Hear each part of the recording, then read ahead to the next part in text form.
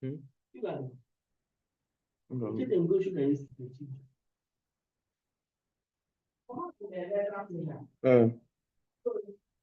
I have 700.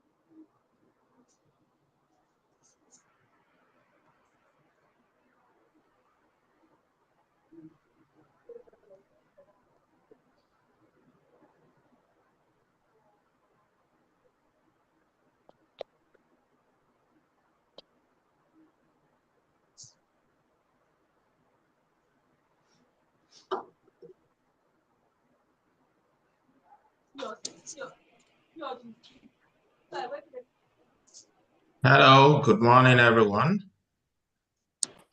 Thank you for joining, and I hope you can hear me. Professor Olufunlaya Bameke is the instructor this morning. I want to thank Professor Bameke very especially. Like I mentioned at the last class, those anchoring this course are the most senior of our professors in the Department of Sociology. Professor Bameke, we thank you very much. I'll hand over to you now. Thank you very much, Professor Kunoji, my HOD. Thank you very much. So good morning, everyone, and welcome to class. I would ask that you please mute yourself, accept your permission to talk.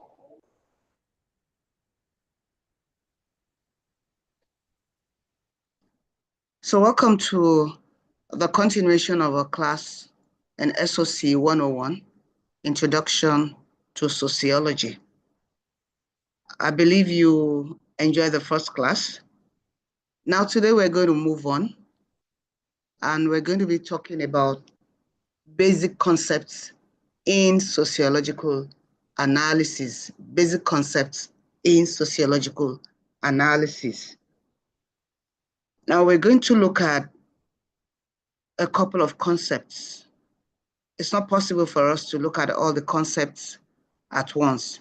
So we're going to look at the very basic ones and just a number of them. But what are concepts?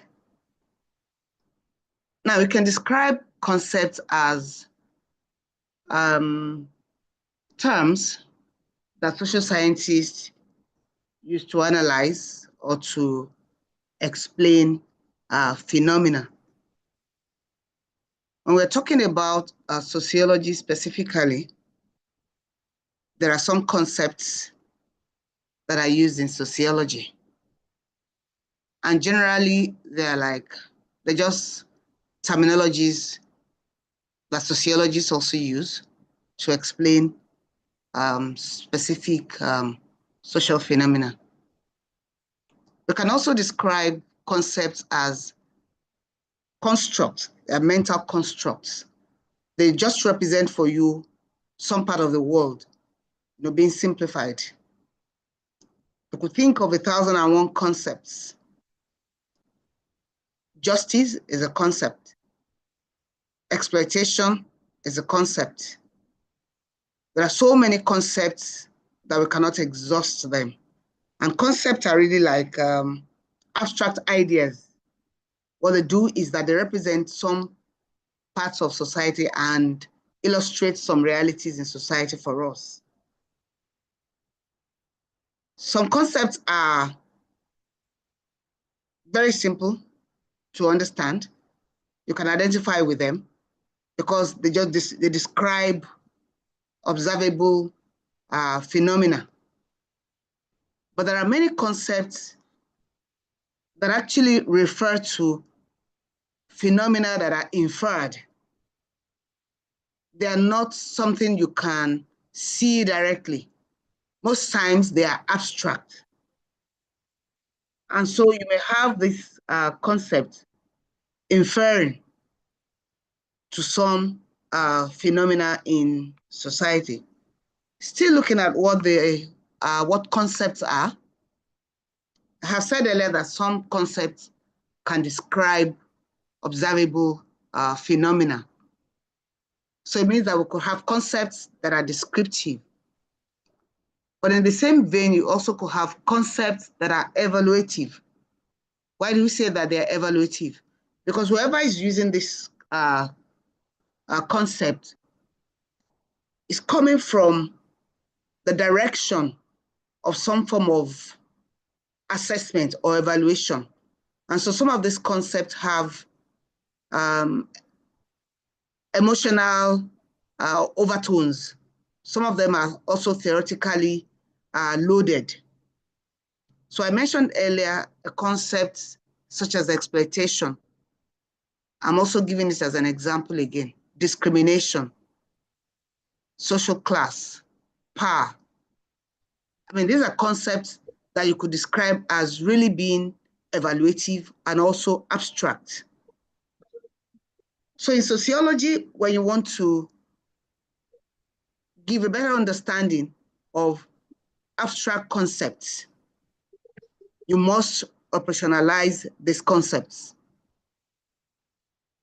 To operationalize a concept means you must take this concept from the abstract level to a concrete level.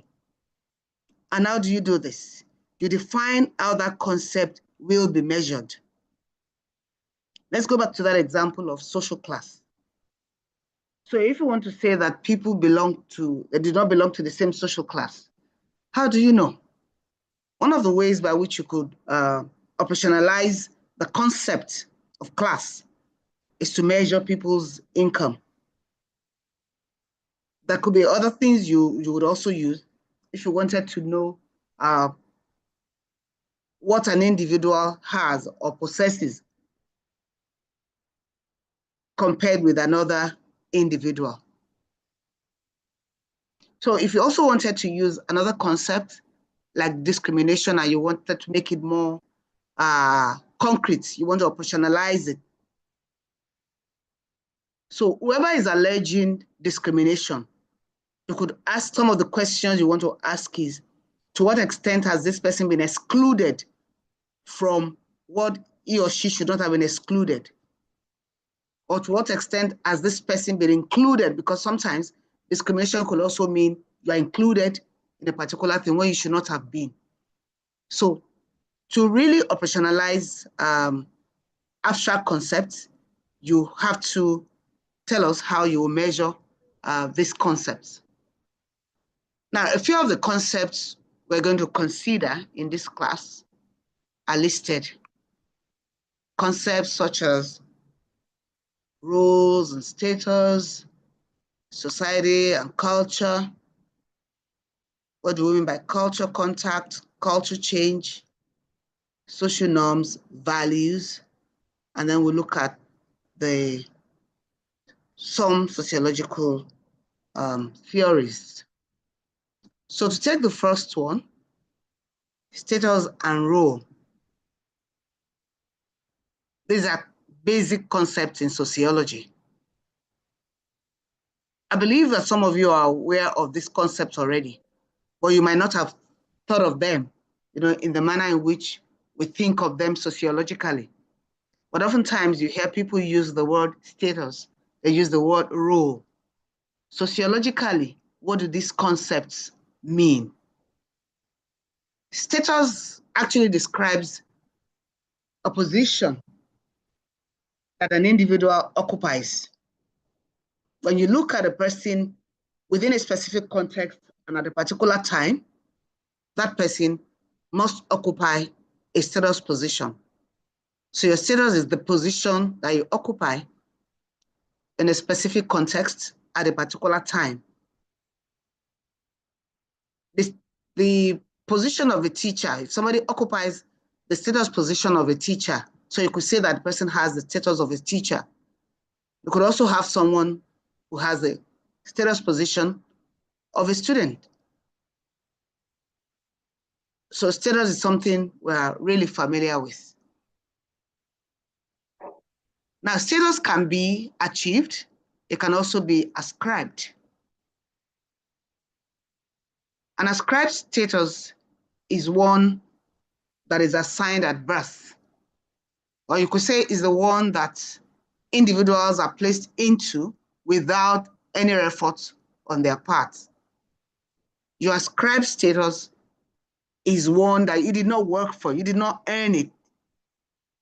So you're born female, first child, daughter within a family, you did not work for it. It's an ascribed status. And I'm sure by now you can think of 1,001 status positions that are ascribed. You're born into a particular race, you didn't choose it. You're born into a particular ethnic group, etc.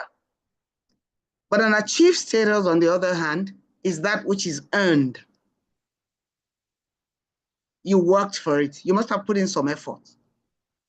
The status of being a student, you're a student, an undergraduate of the University of Lagos, you had to do a few things. You had to obtain the form, you had to sit for the exam, you had to pass. So it's an achieved status, that which is earned or that which is acquired. Some ability must have gone into it.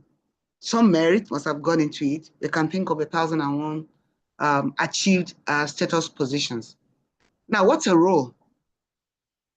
Now, for every one of us, we juggle, we occupy different status positions. In fact, more than one status position at a time. So the status of being a daughter, that of being a student at the same time, maybe a student who works, that of being a waiter or a waitress at the same time. So you could occupy a number of status positions. But then that role, your role, actually talks about the expectations attached to your specific status position. So you could see a role as a set of norms, a set of values or behavior that is attached to a specific status position. And I'm sure at this point, you already know that you could have different social expectations for different status positions that you occupy. Now, let me give us an example. You have someone who occupies the status position of a mother, and at the same time, is a teacher. Now, this person also has a daughter who happens to be in the same institution. And then this daughter was involved in examination malpractice. Now, this mother teacher was one of those invigilating the exams, perhaps the chief invigilator, and who apprehended the the student this time, also the daughter, in exam malpractice. I'm sure you can process that, and you will understand that there are certain expectations for these individuals. Prof, if you're still here, please could you help me mute everyone? Oh no.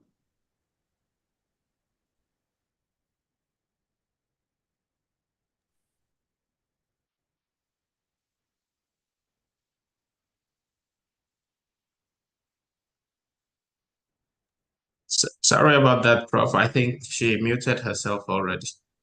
Okay, I was just trying to see how I could mute everyone. Thank you very much.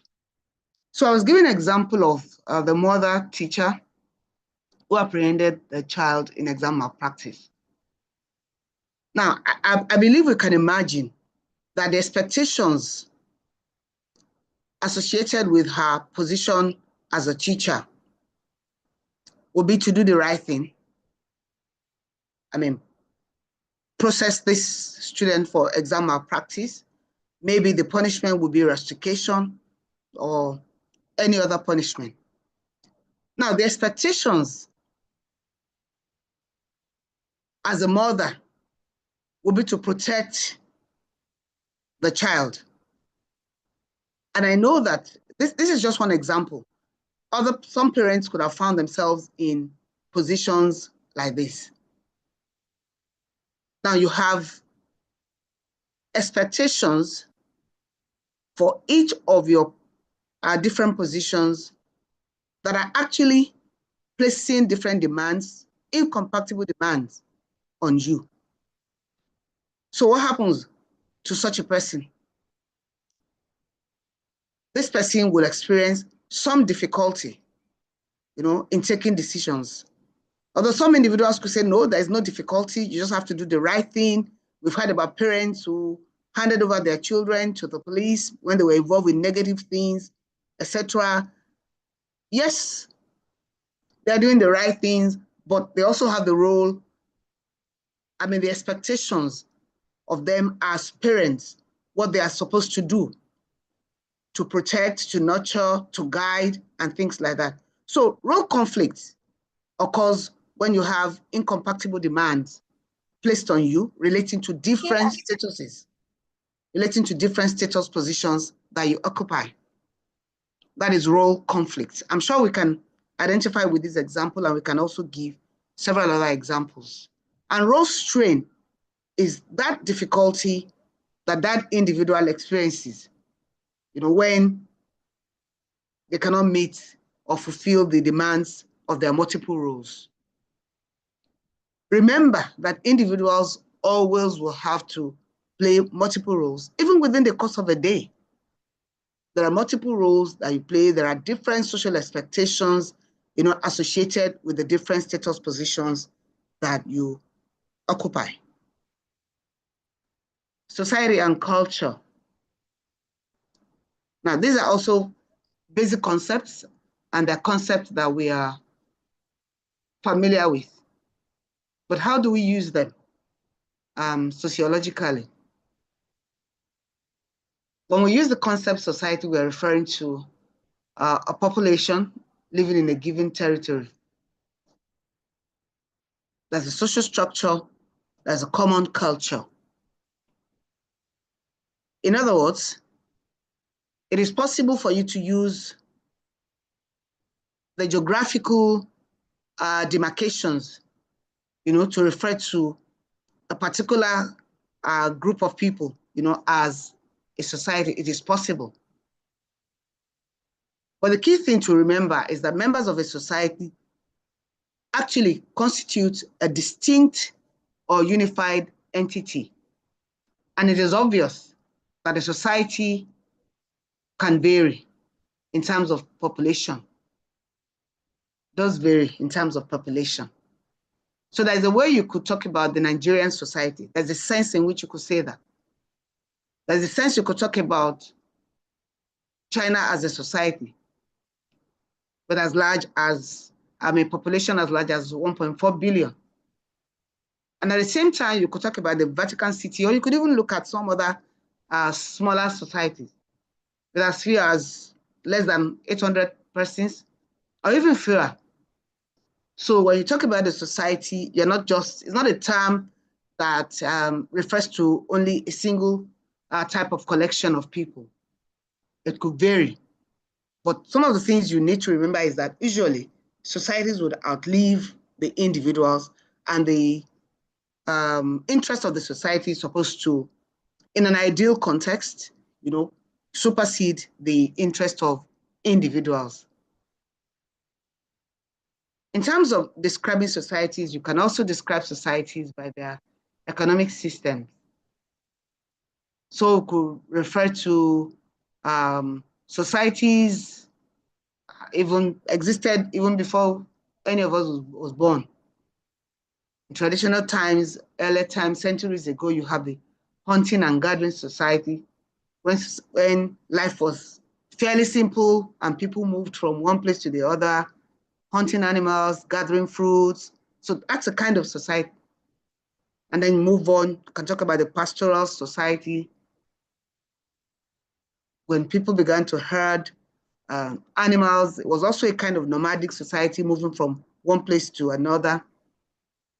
And then you have the horticultural society, when people began to plant, on a small scale, where they began to nurture gardens and eat from it. And then you have the agrarian society, where farming became more complex, large society dependent on agriculture on a larger scale.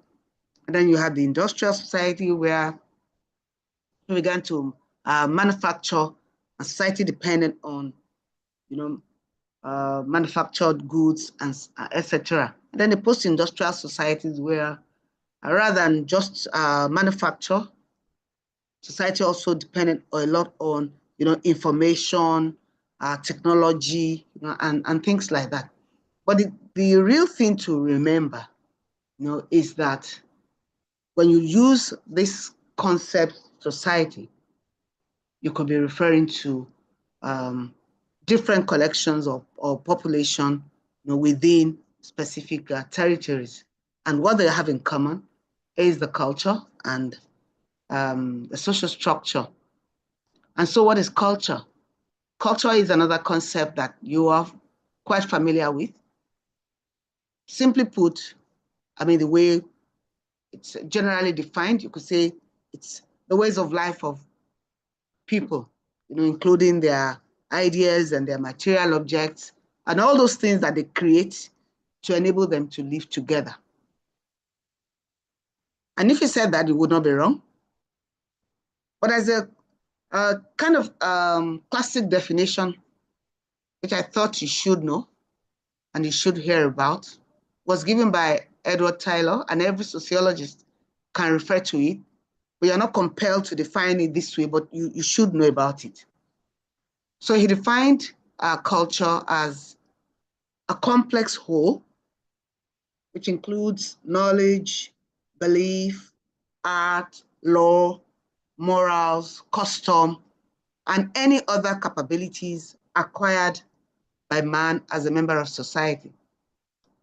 So that tells you immediately that culture depends on the people who create them. So it's a creation of people who live together, and it's all encompassing.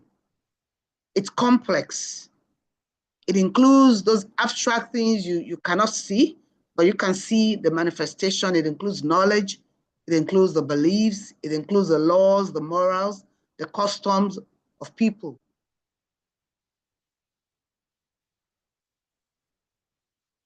And it's quite important for us to know that culture isn't something you're really born with,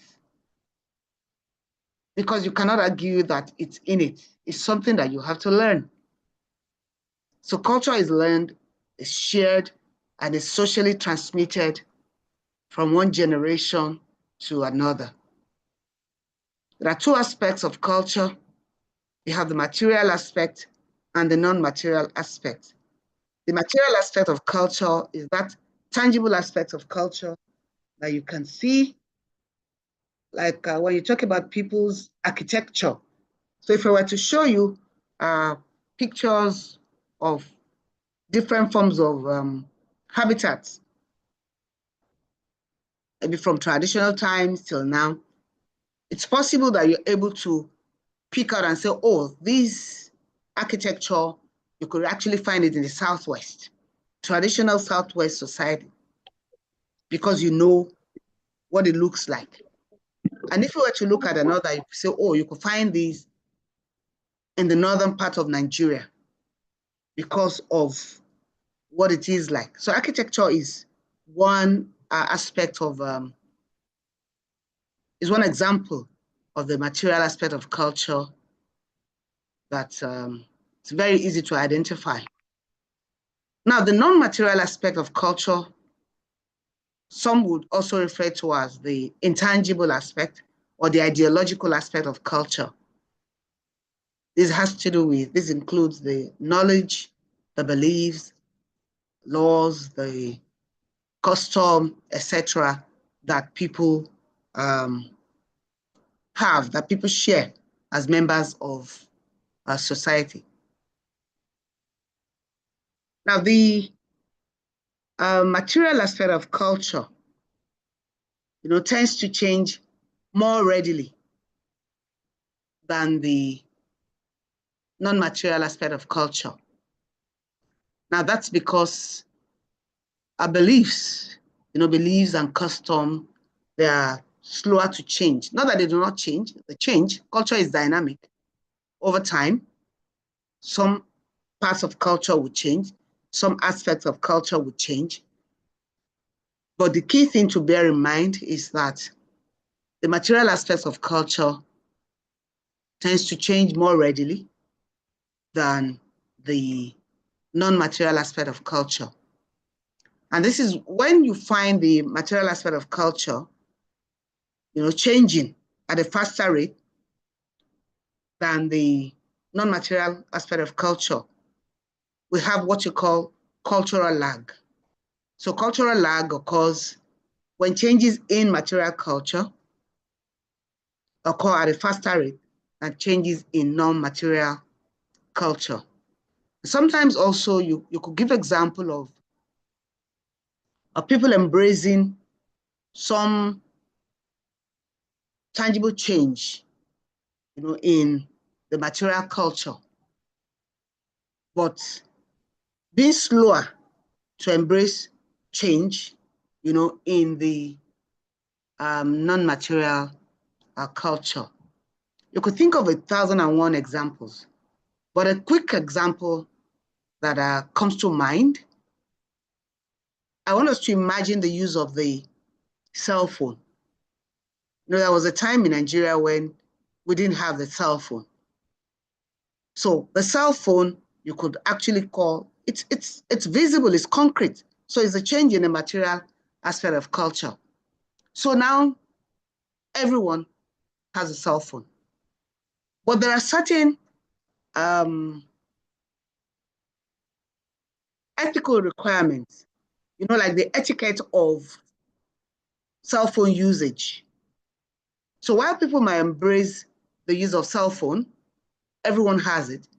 It's not everyone who has embraced those requirements, those ethical requirements or the etiquette of using phone, which simply means that the non-material aspect has not been embraced the way it should have been. For example, you're in a class and everyone has a phone. So part of what is expected as the etiquette is to put your phone maybe in silent mode. Sometimes you can even switch it off when you know that there's a tendency for it to go off. Or you find that in places where telephones or cell phones should not even ring at all, you find that even educated people have to be urged and encouraged to please put your phone on silent, please mute, and things like that. It is because there is a lag, in embracing the material culture, quick to embrace, but the non-material aspect the way you conduct yourself in the use of the phone, how long you spend on it, how you use it when other people are present, etc. That's an example. That could be other examples that we can give. So still on culture contact. This is contact between people with different cultures, and this can lead to change in both systems. Of course, it's quite rampant now to find various people of different cultures coming in contact with one another. And so when you have different cultures come in contact, what happens is what you call acculturation. Acculturation. What does acculturation mean? Acculturation simply refers to a process of culture change. It's a process that occurs when an individual comes into contact with a new culture or comes into a new cultural environment. You either acquire or adjust or adopt some aspects of the dominant culture.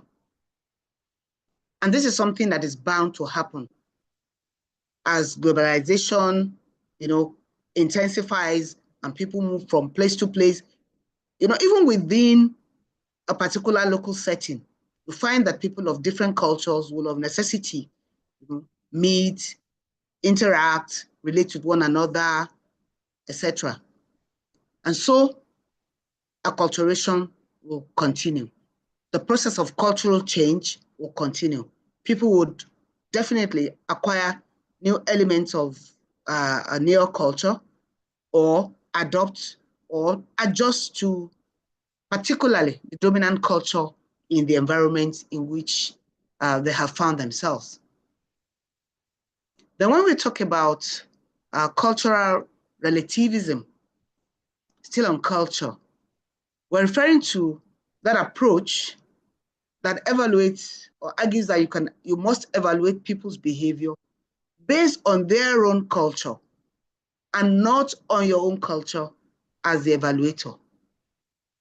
Sometimes people are shocked, when they see other people's culture because it could be new to you, because it's not your own way of life. It's not part of what you believe. It's not part of what you do. And then there's a tendency to evaluate people's behavior, maybe from your own perspective, from your own culture, which should not be. So cultural relativism is talking about the fact that when you want to evaluate the behavior of other people, you must do so based on their own culture, knowing that it is their culture that they have imbibed, that they have internalized, and that is what they are exhibiting. And these will vary because cultures would vary from one setting to another. And there is no culture that is superior to another culture. And that's why this concept is very important. The concept of ethnocentrism. So when you find an individual being described as being ethnocentric, what do you mean? You're saying invariably that that person believes that his or her own ways of doing things are better than those of others. So ethnocentrism is the view that one's way of doing things are the right ways and that they are better than others. Pause a moment, Macaulay. Oko, you have a question? Um, Go ahead, please. Good morning, ma. Good morning. Ma, please, what is the difference between culture contact and acculturation? Okay, you can lower your hands. Thank you very much. when cultures come into contact with one another, that's when acculturation can occur. So I just introduced that concept to you for you to know that when you acquire another culture, when you try to adopt another culture, that is what you are referring to as acculturation. If you do not have contact with another culture, acculturation cannot occur. So you could say, and you could be right when you say that acculturation only occurs when cultural contact has taken place. You must come into contact with another culture for acculturation to take place. Hillary, and then after Hillary, Chumuba. And that will be all. And then I'm still going to give opportunity for us to ask questions later. Hillary, can you go ahead?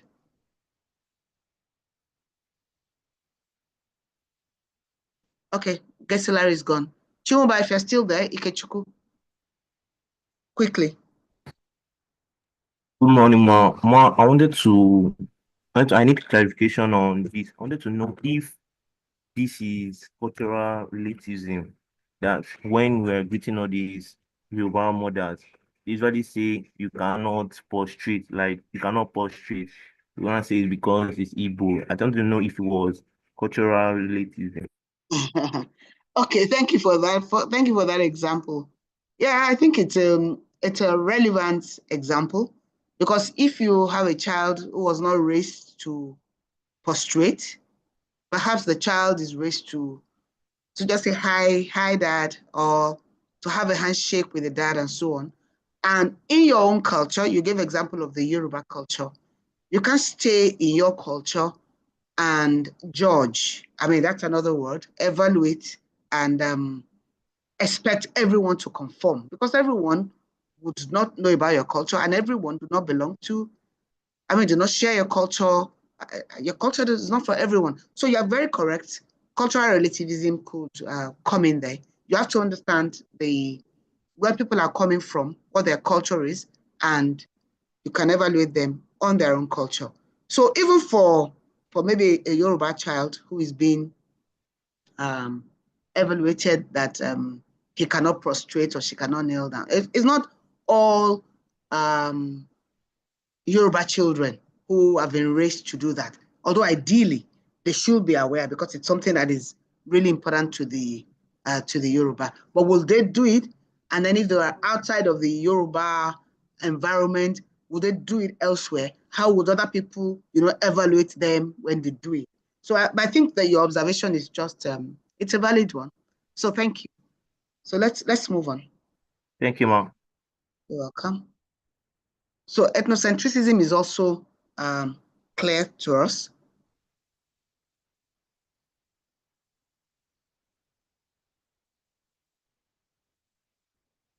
Just a moment.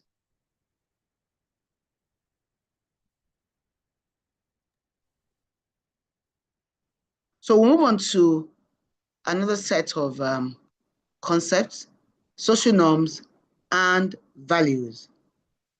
These are concepts that I also believe that we are quite conversant with.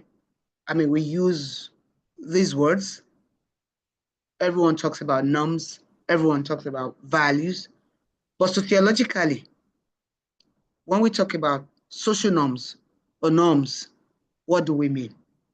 So when we use the concept norm, we're referring to a shared expectation of behavior, something that tells us what is culturally appropriate or culturally acceptable.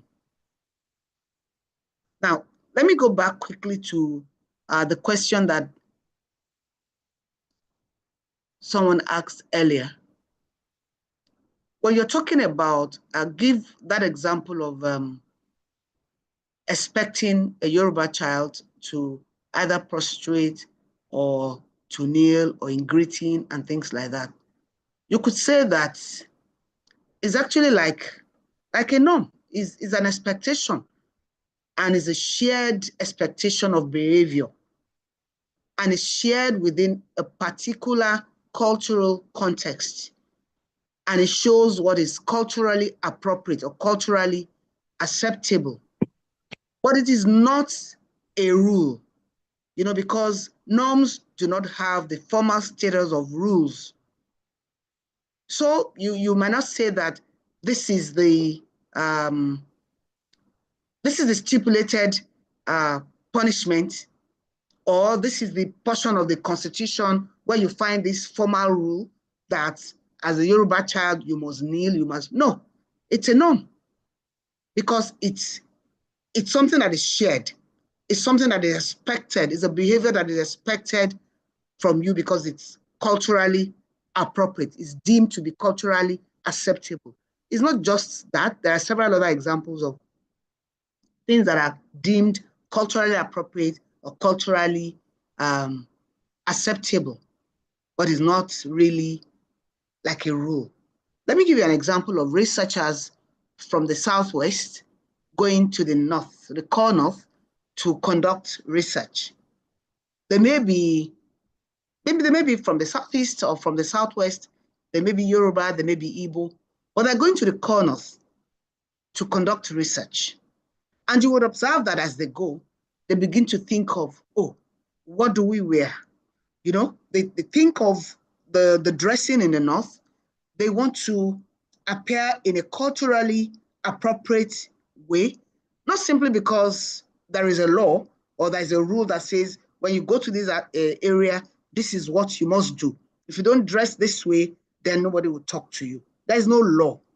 But of course, because you are aware of what is culturally acceptable in this context that you're going to, you want to appear like somebody who is conforming. You don't want to be different. You don't want somebody to quickly point you out as an alien, as a visitor, as a stranger, as somebody new to that culture. So you want to conform to the norm. I'm sure we understand this, that there is no law. It's not a formal law or a formal rule, but it's something that is socially acceptable, culturally acceptable. And so norms can be prescriptive.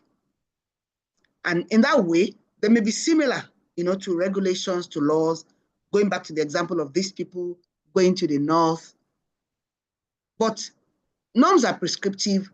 They're similar to laws, but they are not laws because they don't have the formal status of laws or rules or regulations. They're more like, they're unspoken, but people know them because people share them.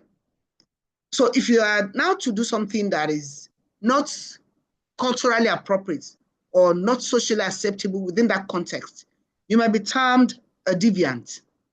So people may just say, oh, this person is, a deviant because you're not conforming to the social norms within that particular context. So how do we bring in values? Talking about norms, they tend to go hand in hand. So values are what will help you, to know, to decide. They're like the standard you use to decide what is good, what is just, what is appropriate within this particular cultural context. So you can see that just as status, and roles are like two sides of a coin, you can come back and also say, well, norms and values seem to be like two sides of a coin, because these values provide for you the standards that you use to decide what is good, what is just. So let's go back to those hypothetical researchers going to the North to conduct a research. In the Southwest, in the Southeast, it's not that they are not decently dressed. They are decently dressed, but they just know that, look, these are the values in this particular area, within this cultural context we're going to. So you just decide for us, okay, this is the way we would like to appear, because we want to receive cooperation as we're going. We want to blend. We want to do that which is culturally acceptable so that we also will be accepted and things like that. So values guide you. There are those standards that you use to decide what is right, what is appropriate, what is just within a particular cultural context. And they're very important. They're quite important when you're talking about transmitting the beliefs, that exist within a particular culture. Because values really are what will shape your attitude, what will shape your decisions. They're like the underlying reasons for behavior. They're like the guidelines for why you behave in a particular way. Remember that a norm is the expectation. This is, you're expected to behave in a particular way. But what will make you behave in that particular way? They are the values. The values are also shared, and those values will shape your attitude and they will shape your decisions. So the values that you have imbibed, or that you know, that you're aware of, that you have adopted, accepted as standards, they're the ones guiding you to uphold some specific norms. Okay, Mary, I see your hand raised. Please go ahead. Yes, thank you. I wanted to ask, how do sociologists assess the validity of a society's value? How do we know which values are acceptable, which ones are valid? How do they assess that? Thank you. Okay, let me throw that question back at you and say that, why would you want to assess the validity of people's values? Remember that we say that there are values and there are standards for what is good and just within your particular cultural context.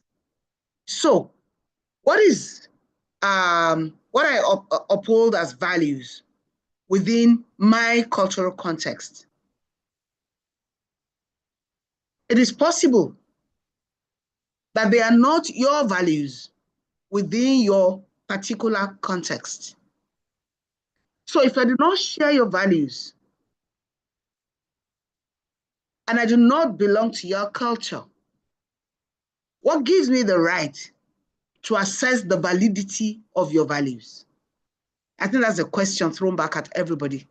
I mean, as students of sociology, we just talked about cultural relativism. We just talked about the fact that within a particular context, cultures are shared, they are learned, they're socially transmitted. And I just told you about ethnocentrism, the fact that no particular culture could be seen as right or wrong. And that's why some concepts are sociologists, oppose such concepts. When you begin to describe certain people's culture or values or practices as barbaric or as not accepted and things like that. Yeah, there are certain things in some cultures that could shock you. There are also certain aspects of culture that to you, they may be strange. And then when you look at those aspects of culture and you look at, do they uphold the rights of people? Do they preserve the lives of people? Do they preserve the integrity and things like that of people? Then sociologists could look at those practices and look at those cultures and call for a caution and do say that, oh, this is what is done here. This ideally, should not be what will be done. But really, we may not hold that authority to describe a particular value as being valid or not. There are a number of practices that have changed over time. The things that people were doing when, because as a result of a lack of knowledge of maybe the dangers, or they thought differently, they thought otherwise. And then as other cultures come in contact and changes will occur. I told you earlier that there's no culture that is static. Cultures are dynamic. As cultures come into contact, there are certain things that in some cultures will be dropped. There are some that would in some cultures also be taken up, particularly of the dominant culture.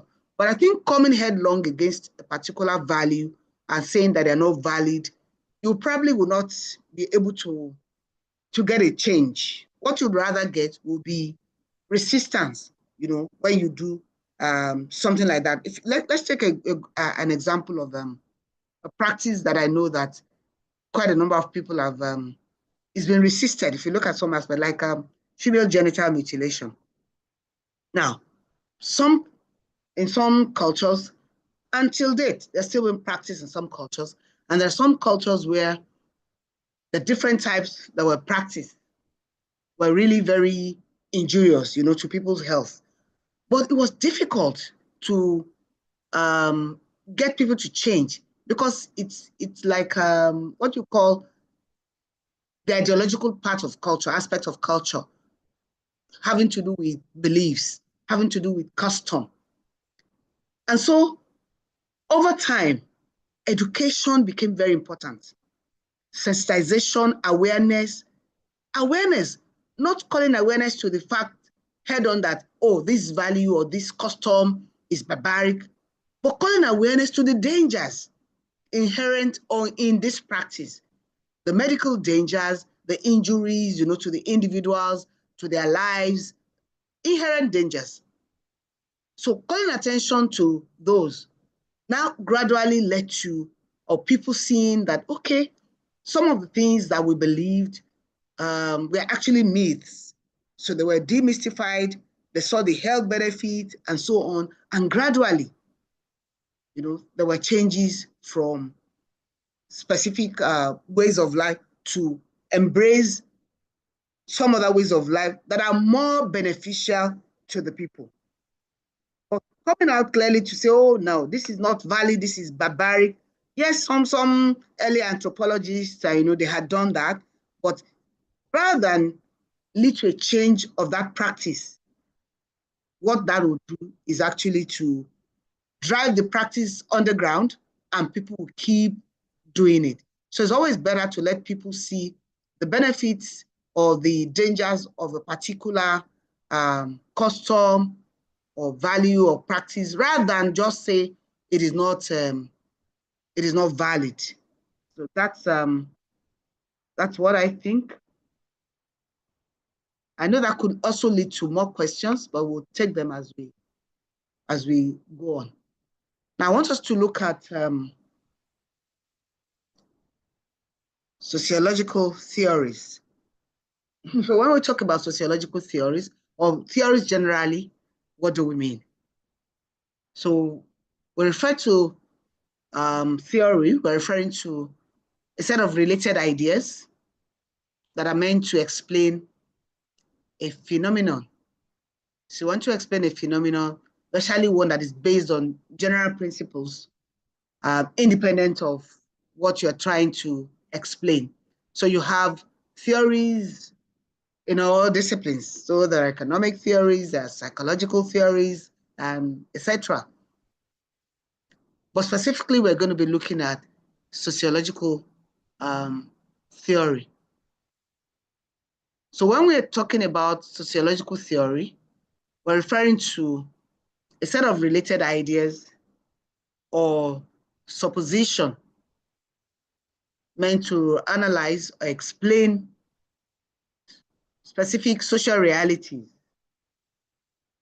from sociological standpoint. So there's a particular phenomenon you want to explain, or there's a particular reality, a social reality that you want to explain, and then you bring together some related ideas or some suppositions to explain this particular phenomenon that you're talking about, or theory. So if you're doing that from a sociological standpoint, you'll be talking about sociological theories. Sociological theories are many. You have quite a number of them. Some have, become less relevant than some. And they vary, in their scope. So that's what you mean by saying that sociological theories, the range in scope. You have those that are broad, that are actually, describing or addressing widespread societal problems. And these are the macro sociological theories, in the sense that they examine widespread societal problems. And there are those that have very narrow scope. You can refer to them as being in the micro sociological category, because they examine issues within smaller groups.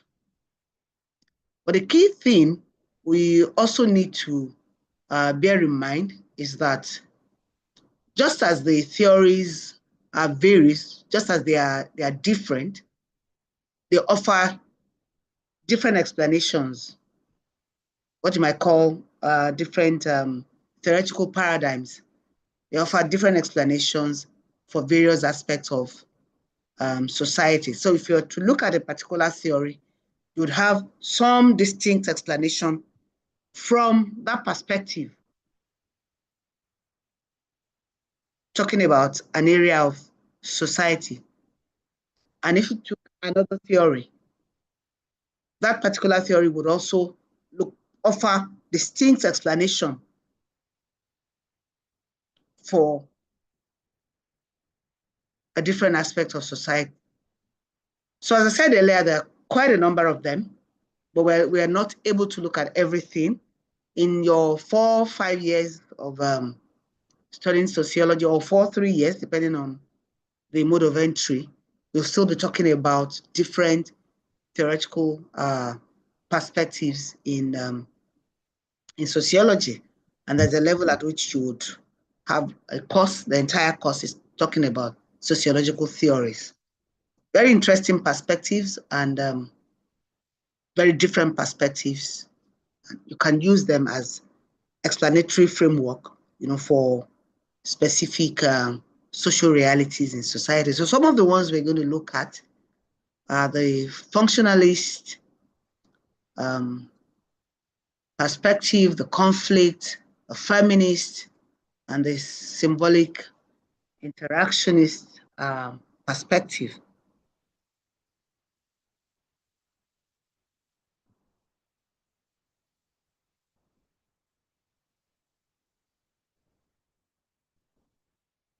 So starting with the functionalist perspective or functionalism, excuse me, you could also, in your text or online or wherever you find structural functionalism,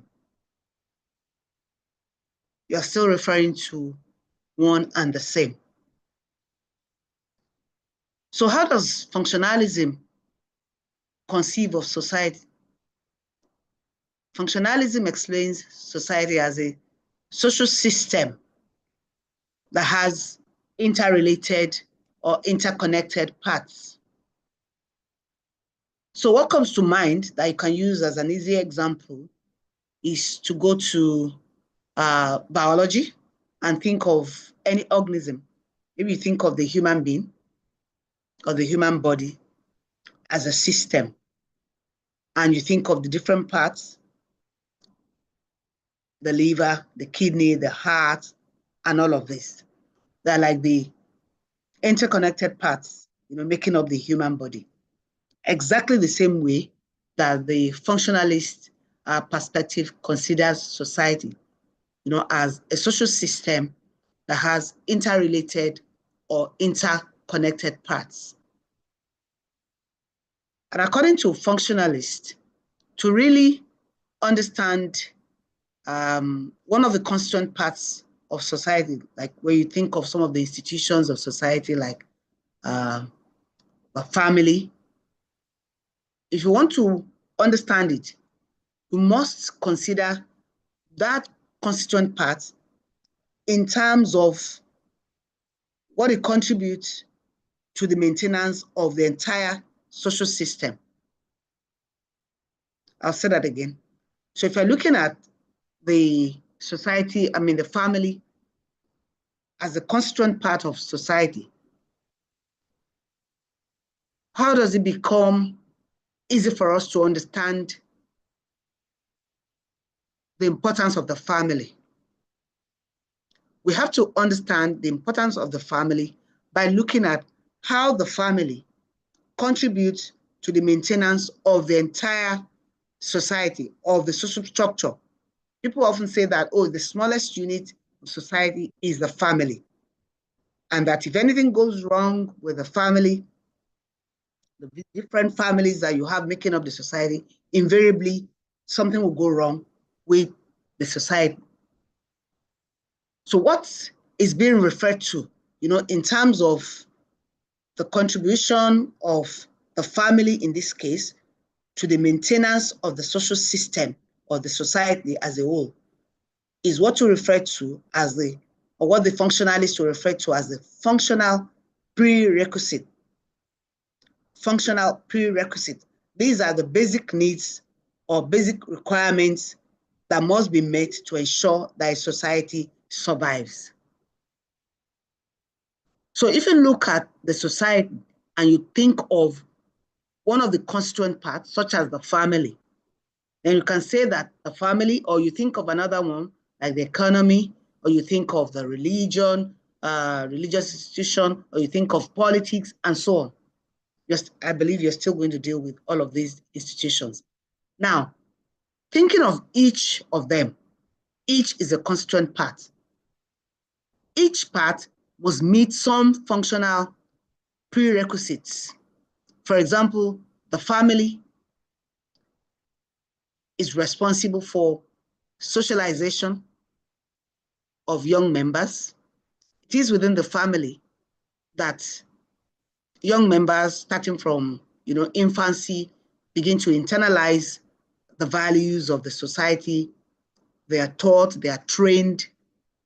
You learn virtually everything you know from primary socialization, and it stays with you throughout your life. So it's a very important function for the family.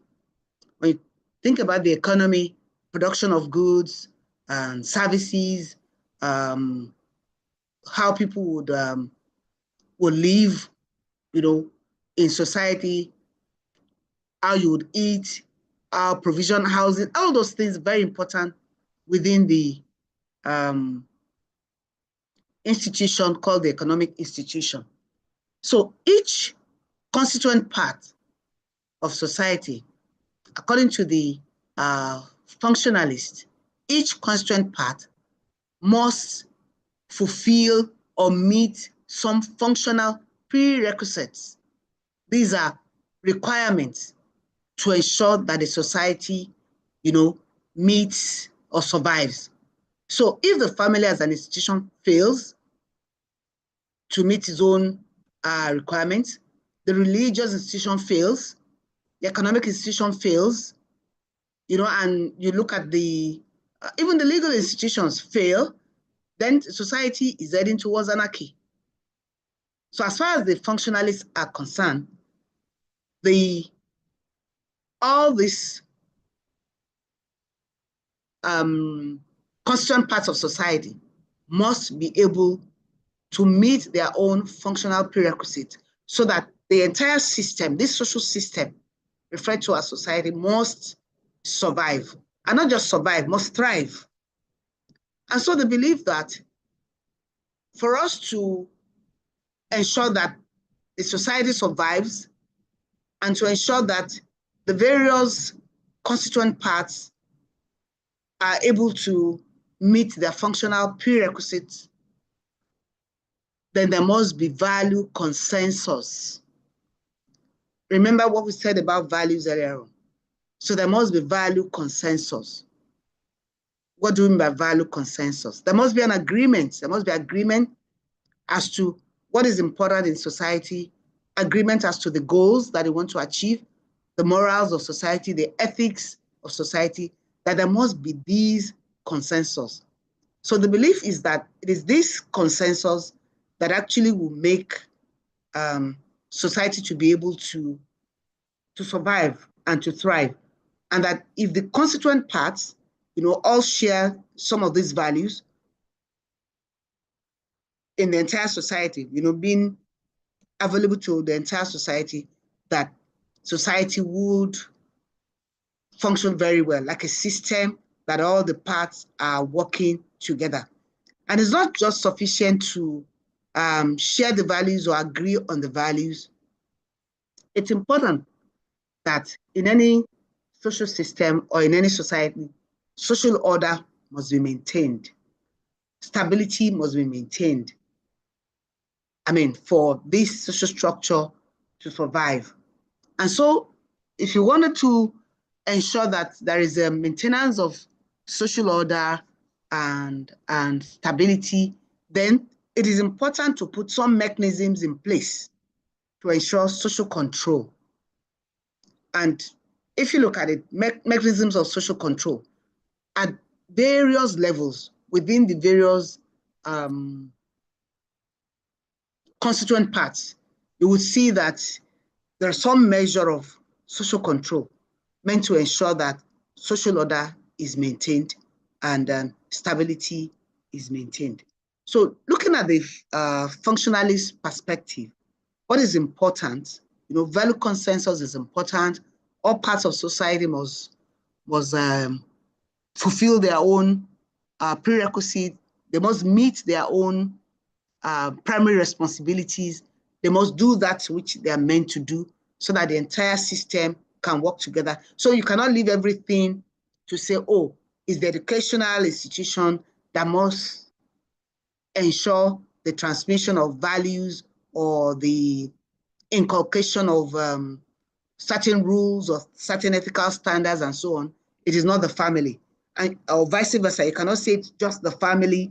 So by the time a child steps out of the family and then gets into another institution, the school and so on, or mixes with peers, etc. and so on. So every constituent part must ensure that there is order, there is stability, coming out from these shared values and shared from these values and consensus. But the question I want to leave with us, and also something I just want to throw out there, is that functionalism, when you look at the major arguments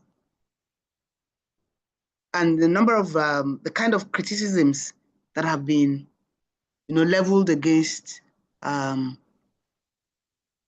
functionalism, I mean, functionalist perspective.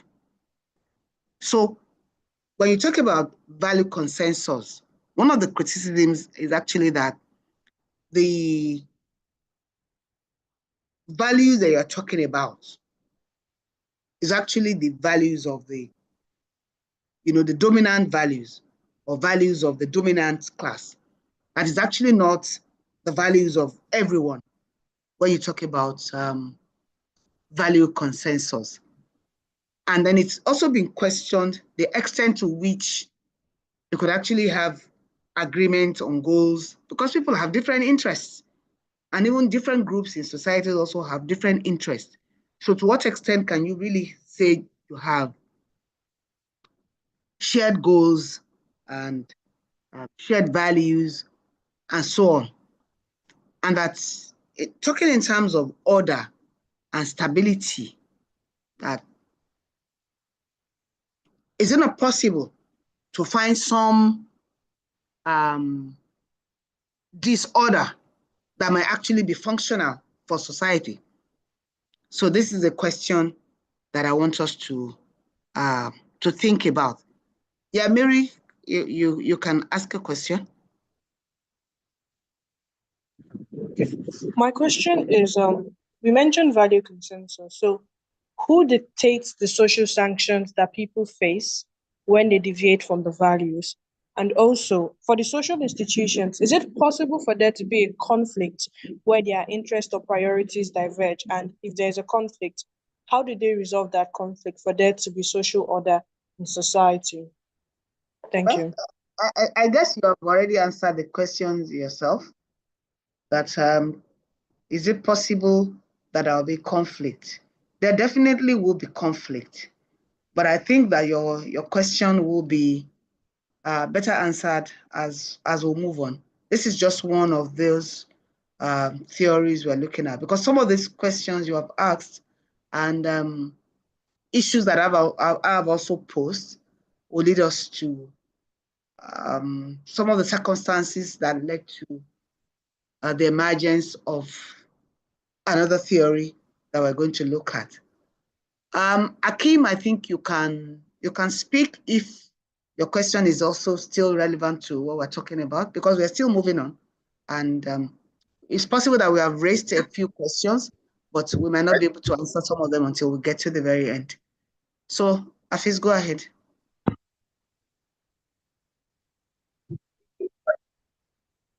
Okay, my question about some. Do you mean that talk about Okay, Afis, please mute yourself. Mute yourself. Mute yourself. Mute yourself. You're not. Your background is not very good. I want you to. Maybe you should just note your questions or put them on the chat box. So let me run through, and then we can take those questions when we are done. Because I know a number of questions will still come up. So let's note that. I can see a couple of hands. So just note your questions up or put them on the chat box, or I will give you opportunity to still ask them as we go on.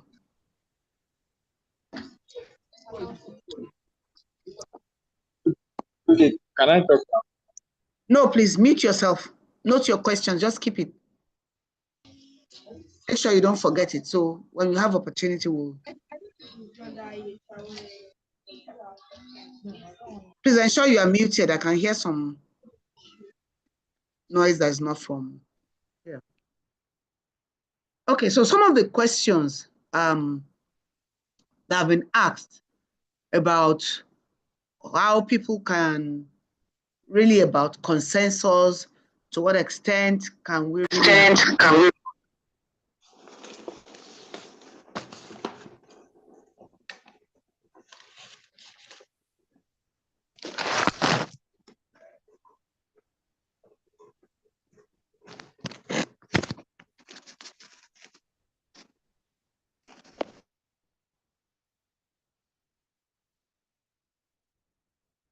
Okay.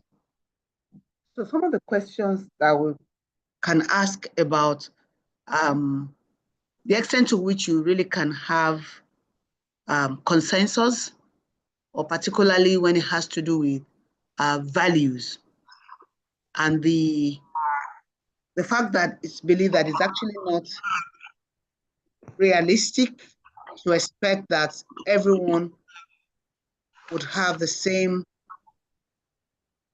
values or share the same goals. I'm trying to deal with this distraction.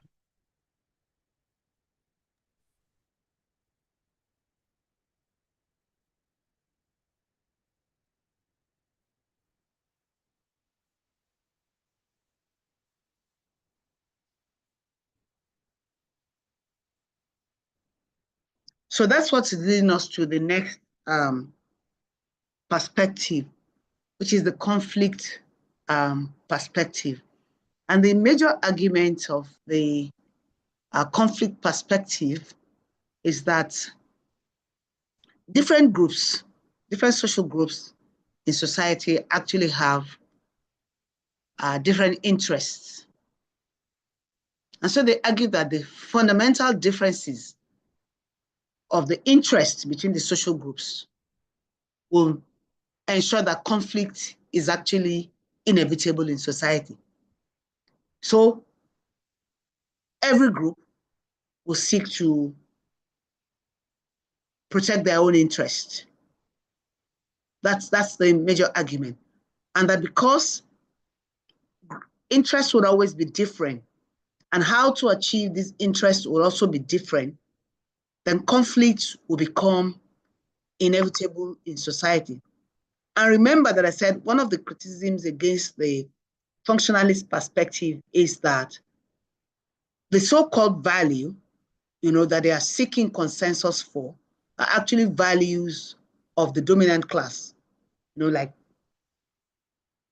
dominant values are what they're actually seeking to share. What happens to other values that other people hold? But the key thing to note when we talk about the conflict perspective is that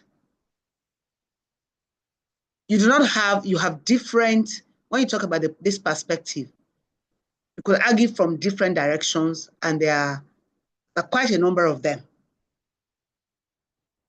So what you find is that supporters of the different conflict perspectives, they also argue, they disagree as to what causes conflict in society, what's the nature of conflict in society, and what is the extent of conflict in society. Even the how conflict, can be addressed in society. So when you're talking about the conflict perspective, you're not just going in one direction, or you can't throw a blanket coverage overall. They are different. So I'm going to talk about Marxism. Even for Marxism, you have different strands when you're talking about Marxism. And just as I said earlier, when you talk about theoretical, sociological theories, you still have an entire year, to deal with a course on this. So this is just a snippet. It's just an introduction. In fact, just to define the concept, that's what we're supposed to just do. But I'm moving beyond just defining and just trying to explain. So I won't want you to be anxious. A lot of your questions will still be answered later. But let's remember that there are different perspectives when you talk about the conflict perspectives, and the supporters of the different perspectives also do not agree. They disagree as to what the nature of conflict is in society, what the causes conflict, what causes conflict, and the extent of conflict in society. So we're going to look at Marxism is a conflict theory that is named after Karl Marx. I'm sure you can see on the slide there. So I'm going to try and just give you kind of summarize what Marxism, argues about. I want to start by just looking at, and this we may be familiar with because I know that many of us have heard about forces of production before. So the major argument is that the forces of production and the social relations of production constitute the economic base, or what you also call the infrastructure of society. When we talk about the forces of production, you know that we're talking about the land, talking about the capital, the technology, even the know-how, that goes into production, like the factors of production, so to say. And then the social relations of production, talking about the relations, among those who will bring in their labor and those who own the factors of production, the social relations, how they would relate with one another. So bringing both together, the forces of production, the social relations of production, together you can refer to them as the economic base of society, or what you call the infrastructure of society. And then other aspects of society like the political, the legal, the educational, etc., you can refer to as the superstructure. But what do we really want to get out of this? The key thing is that as far as Marxists are concerned, the infrastructure, or some would say the economic infrastructure, actually, influences the superstructure. So every other thing you have in the superstructure, whether you're talking about the political, the legal, education, etc., they are all determined by the infrastructure. In other words, they're saying that the forces of production and the social relations, or the economic base of society, can determine whatever else happens in other aspects of society, in the superstructure. I think when you get to the point when you begin to look at the reciprocity, of the various social institutions, this will also be something that the lecturer would mention. So, but let's keep it at the back of our minds. But when you're talking about Marxism as an example of conflict theory, the key thing to remember is that the forces of production and the social relations of production, or what you also call the infrastructure, that is very important in society, and it is believed that it determines or influences whatever happens in the superstructure. So it's also believed that there are contradictions between the forces of production and the social relations of production.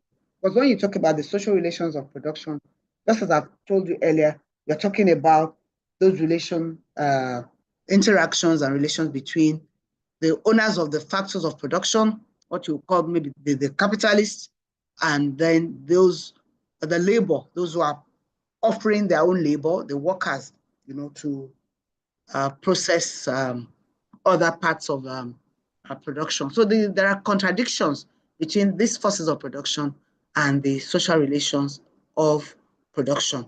And the major contradiction is actually, it's very clear, it's very obvious that the only thing that labor or the workers, has to offer, what workers have to offer is their labor.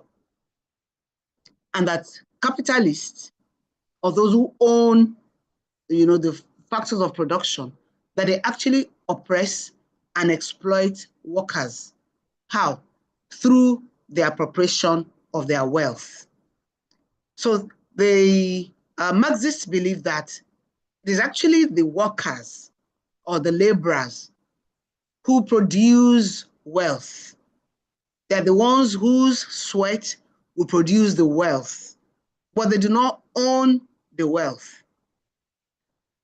It is those who own the other factors of production, the land, the technology, the tools, everything that you use, the know-how. They are the ones who appropriate the wealth of the workers. And that there's nothing, no matter the amount that a worker is paid, it can never, the capitalist can never sufficiently reward the labor of the workers. So if you look at this, the stage is already set, for conflict, because there are contradictions and conflicts of interest that are built into the relationship between the workers and capitalists. When you talk about the ruling class ideology, which I'll get to that in a moment. So there are contradictions and conflict of interest that are built into the relationship between workers and capitalists. But that contradiction or that conflict is inherent. There's nothing you can do, but it must happen. But in order not to have this conflict at all times, or to kind of normalize the relationship, that's what you call the ruling class ideology. This is like what makes the ideology that makes the workers to accept their situation as it is. So when you have a worker, you've given the person a car, you're paying the person a certain amount of money, and the person just thinks, oh, my employer is treating me right. So the situation is right, is normal, it's okay. According to Marxists, what you are actually maintaining is what you call a false consciousness that everything is right. Oh, there is promotion. Oh, there is incentive. There is this and that to keep the worker working.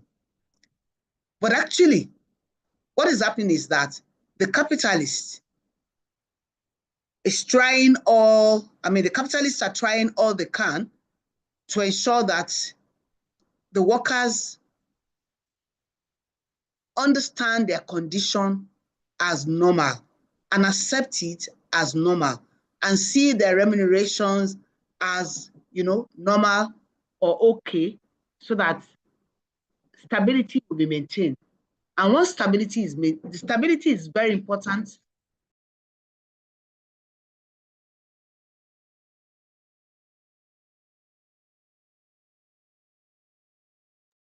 Just a moment.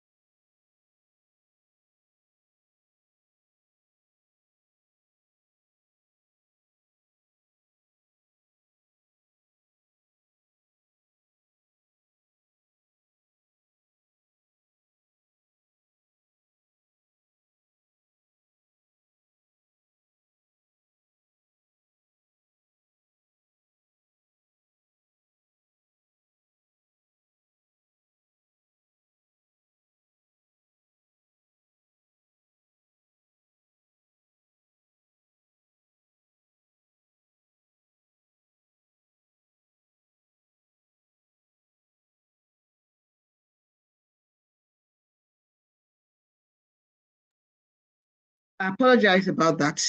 There was a distraction here I had to attend to. So I was talking about the contradictions and conflicts of interest built into the relationship between the workers and capitalists, even though the ruling class ideology makes workers, accept their situation as normal, and it creates a reality which helps to maintain the system, because social order, social stability is also very important to, the production of goods and services. So the capitalists need that stability for workers to continue to work, and for them to continue to maximize their profit. So basically, the capitalists are interested in maximizing their profit. Workers are also interested, in enhancing the conditions of work, etc. And so definitely there would be conflict. And as far as Marxists are concerned, this conflict would reoccur, in society. Sometimes when you have conflict, you might also find a situation in which that conflict will be addressed. Let's take an example of workers asking for maybe better pay or better working conditions. For example, the minimum wage now that some states are not able to pay, some are able to pay. So when you find labor down tooling or going on some form of work to rule, etc., you find that sometimes there's a response, and you can say, okay, we'll increase your salary, we do this, we do that. You find some measure of stability for some time until something else happens, and there's a fresh conflict that has to be attended to again. So as far as Marxists are concerned, conflict would be a continuous phase, in society, as long as the interests of different groups are at variance. The interests of capitalists differ from the interest of the workers. So conflict is something that would always occur. So I want to take when you're looking at the conflict perspective, I want to look at the feminist perspective. you might find that some would treat the feminist perspective of feminism as, as a different perspective on its own. But there's a sense in which you can also look at a feminist perspective as just being another, another example of a conflict perspective because of what they share, what they have in common. So feminism also comes in different strands. You can talk about, different strands of feminism. But a major thing we need to remember is that feminists, like Marxists, they also see society as characterized by exploitation. But in this case, unlike the Marxists who believe that capitalists exploit workers, in this case, feminists see the exploitation of women by men as the most important source of exploitation. And as I said earlier, there are different strands of feminism. We're also just going to give an introduction. We're not going in depth into all of this. But generally, many feminists consider contemporary societies as being patriarchal, that is, they are male-dominated. And they tend to seek equality between the sexes. They believe that women should have equal rights, equal opportunities, as men. Now, the different strands, just a statement about each of those strands. The liberal feminists prioritize gender equality, and they believe that gender equality can be achieved through political reforms, legal reforms, that once you can just change, some of the laws, once you can have some reforms in the political arena, that it's possible to achieve gender equality. Then the Marxist feminists, as another strand, they combine some insights from the Marxist theory, which you just considered. They combine some of their insights with feminist analysis.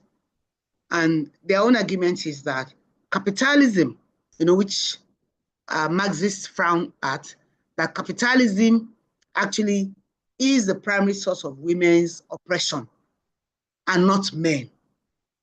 They go on by saying that capitalists actually oppress both men and women. The capitalists, their interest is just in profit. I mean, they want to maximize profit, and they oppress men in the process, they oppress women in the process. And so it is not right to just say that men oppress women. So it is not an oppression of women by men, that it is more like a class oppression. So it is the capitalists that are oppressing both women and men. And some even argue that when women have children, they're the ones producing the labor for capitalists. And that so women are just having, when they continue to have children, they are actually supplying the labor that capitalists will continue to use, to oppress them. When you get to that stage and you are able to, you're reading more about them, you find that the perspectives are very interesting, from those that sound almost unbelievable to those that sound very interesting, but they're all interesting. Now, the radical feminists. So we've talked about liberal feminism, Marxist feminism. Now we're talking about radical feminism. So radical feminists actually call for, according to the term, they are calling for a radical reorganization of society. Now they want a society in which male supremacy will be eliminated. Remember, we said earlier on that many feminists actually believe that many societies are patriarchal, and that In other words, in many societies, what you find is male supremacy, regardless of whether women are now, they are experiencing less discrimination, they are now in the formal wage labor, they can study to whatever level, they can embrace whatever discipline they want to embrace. That in spite of the, if you want to use the term, progress that have been achieved,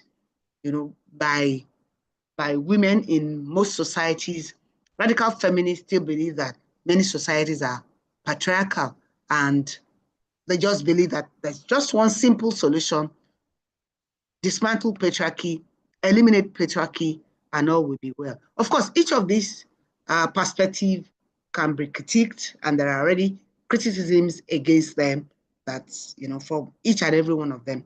I'm not going into them, just to let you know, because I know some of you already have questions as to why this is it, because there are already criticisms and questions and explanations to some of these perspectives. So we're going to stop with the socialist feminist. So the socialist feminist actually combine the concerns of both Marxist and radical feminists. Remember that radical feminists are calling for the dismantling of patriarchy, and Marxist feminists are combining the insights of feminism, with Marxism, asking that capitalism is what we should actually dismantle, that if capitalism can disappear from societies, then women's oppression will disappear. So what the socialist feminists are doing is that they're just bringing together the concerns of the Marxists and the radical feminists, and they are affirming that patriarchy and capitalism actually contribute to the oppression of women. So if you end patriarchy and if you end capitalism, then women's oppression will end. And that would lead to a number of questions, which I know that some of you will be thinking about already. Can patriarchy really be dismantled? And when you talk about patriarchy, patriarchal society is actually the same. Does patriarchy manifest, in the same manner in all societies? And can capitalism, also be dismantled? Capitalist societies, are they really, oppressive of women? So there are a number of questions that we can raise and for which we can provide answers later. Now, the last perspective, for our consideration, not for sociological theories. I told you that there are so many sociological theories that we could never exhaust them in one class, but these are just the ones that we're considering. So the last one we're considering is symbolic interactionist perspective, or symbolic interactionism. Now, this focuses on the construction of meaning in interaction processes. I'm sure that from the words or the concepts in this title, you can see the two keywords: symbols, interaction. So you're talking about the construction of meanings in interaction processes. Human beings always have to interact. And as they interact, they create symbols within their specific context of interaction. So what a symbolic interactionist perspective says, it seeks to consider the interpretation of all the elements that are used to create symbols within a specific context, whether you're talking about the language, gestures, appearance, even activities, manners, etc.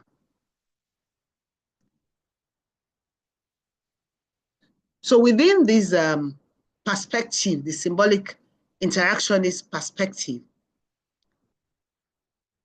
to be able to understand an action, any action for that matter,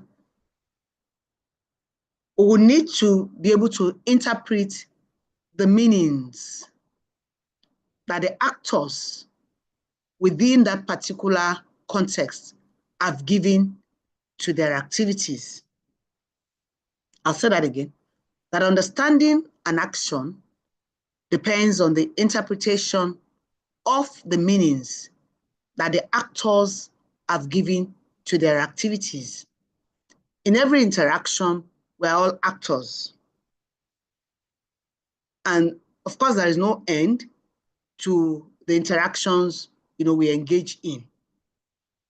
Now, but I want to use an example. It might not be the best of examples, but it's an example and we can think of others. The example here,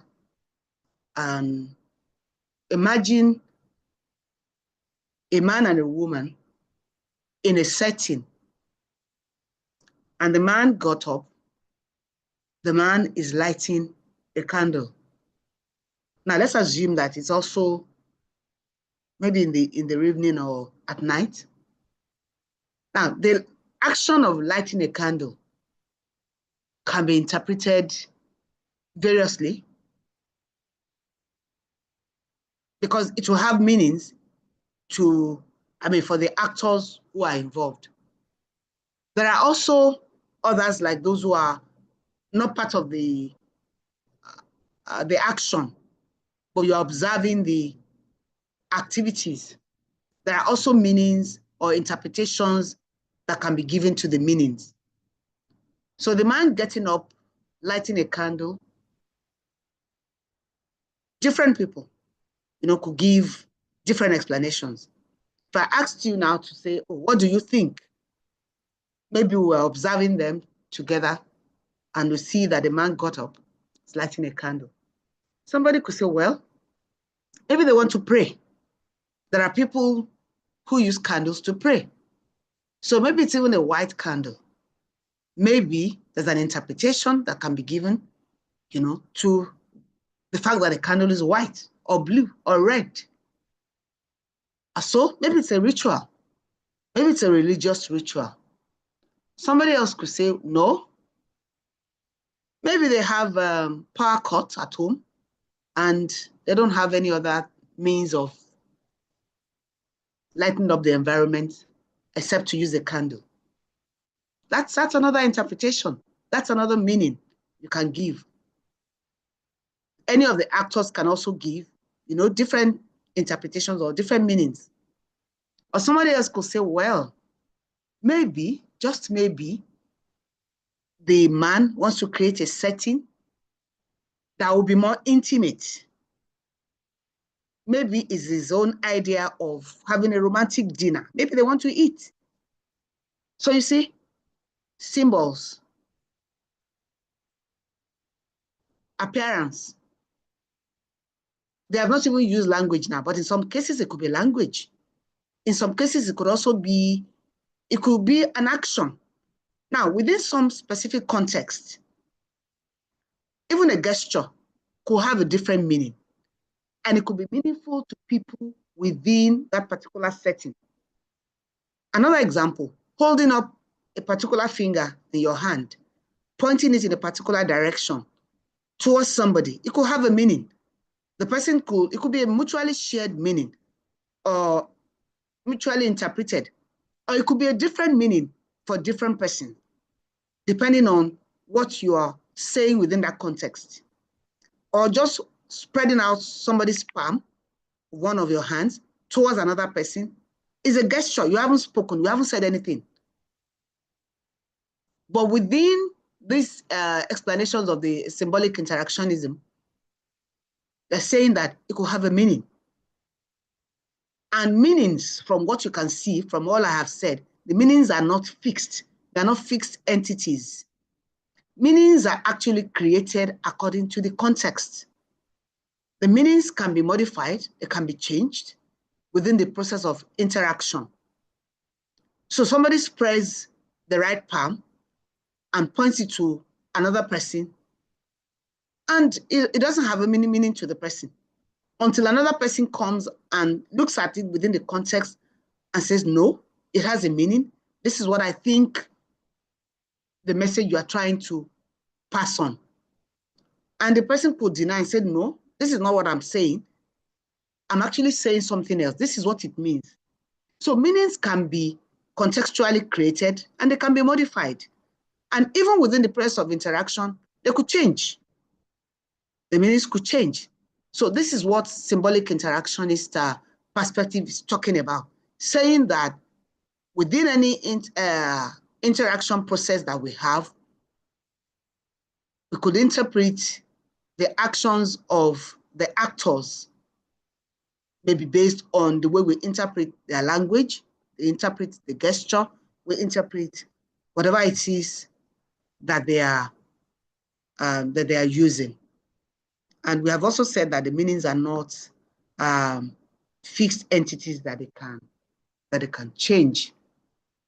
So the shared understanding and interpretations of meanings would also affect the interaction between individuals, just as I have given in the examples I have given of the lighting of candle and even the gesture. Sometimes you don't have to even say anything. It could just be gestures that are interpreted or gestures that have meanings, within a particular context of interaction. So the shared understanding and interpretations of meanings affect the interaction between individuals. So what I'm trying to say is that people will act on the basis of the interpreted meanings attached to their interaction with others. If somebody makes a gesture and you have not attached any negative interpretation to the meaning, you may not act in a negative manner. You will not be, you might not be hostile to the person. If you thought that the person was praising you, you'll probably smile when the person, makes a particular gesture or says something to you, the interpretation of which to you, the meaning attached to it is positive. Unlike somebody who has a different meaning or who has interpreted that differently, even within a similar interaction process.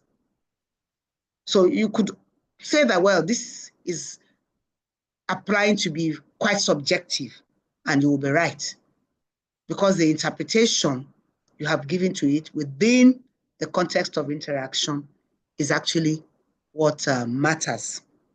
Now I'm going to conclude the symbolic interactionist perspective by referring to the fact that individuals develop a concept of self, what you call a self-concept. What do we mean by this? This is a picture of themselves coming from the reaction of others towards them. So if people were to react to you in a particular manner, like people make you or pass on the message to you that you're a very disciplined person. I'm just using that as an example. And that is how people see you, and that is how they react to you. Oh, like Professor Bameke doesn't like people to waste time. He's very disciplined in terms of time. I'm just giving an example. So likely to develop that kind of self-concept. So individuals will develop a self-concept that is a picture of themselves coming from the reaction of others towards them. And if you go on further, you can look at what Charles Cooley, and I've put the years there, 1864 to 1929, described as the concept of the looking glass self. In other words, when you look at the way others react to you, you form a picture of yourself. And this picture of yourself is what you call a self-concept. This is what you see, not because you see it directly, but because you see it from the reaction of others towards you. And so from the looking glass self, the idea is that you do not see yourself directly, but you see yourself from how others react to you. This has a kind of significance, for the way you also relate with others, coming back to the idea of symbolic interactionism now, or coming back to the idea of the process of interaction, that the way others respond to you, the way others react to you would make you develop what you call a self concept. That is a concept of self. And this concept of self that you have developed is like seeing yourself, looking at others to be able to see yourself. That's what is called the looking glass self. The idea that you see yourself, you have a concept of yourself from the way others react to you. So I'm going to pause now and let's see the couple of questions that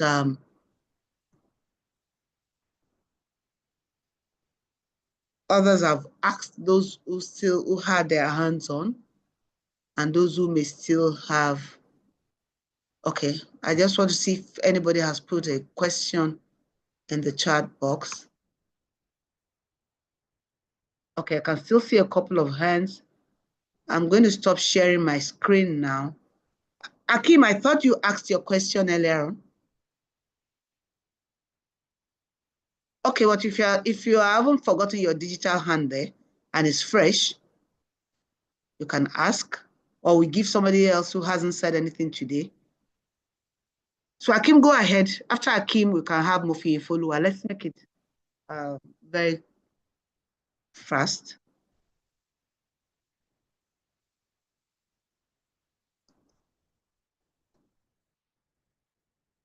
Are we still together?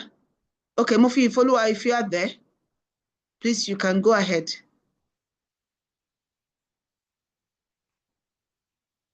Except if your question has been overtaken by event. Okay, Abdul Malik, do you still have a question?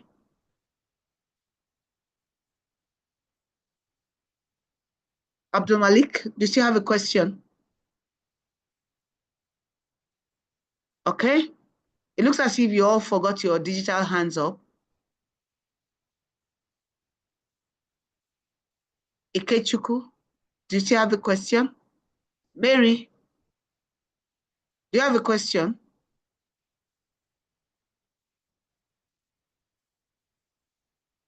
Okay, if you don't have any questions, thank you very much for attending the class. I hope you have learned one or two things. Enjoy the rest of the day. Bye.